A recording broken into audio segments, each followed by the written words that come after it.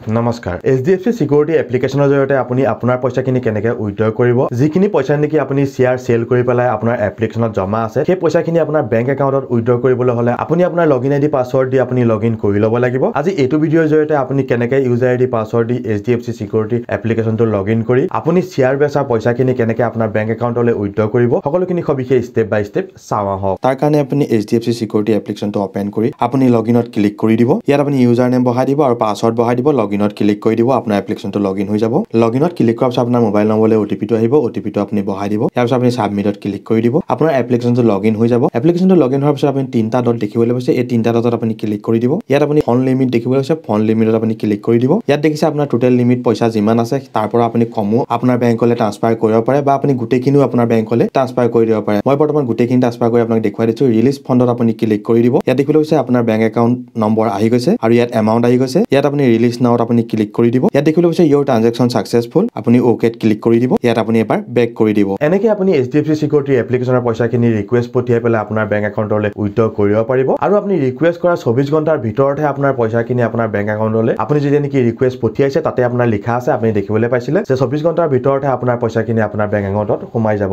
সেইকাৰণে আপুনি 24 ঘণ্টা ৰখি দিব তাৰ পিছত আপোনাৰ বেংক একাউণ্টটো চেক কৰিব আপোনাৰ যিখিনি শেয়াৰ বেচিছিলে সকলোখিনি পইচা আপোনাৰ বেংক একাউণ্টত সোমাই আছে যদি এই ভিডিঅ'টোৰ ইনফৰমেশ্যনখিনি হেল্পফুল লাগিল লাইক শেয়াৰ কমেন্ট আৰু সাবস্ক্ৰাইব কৰিব ধন্যবাদ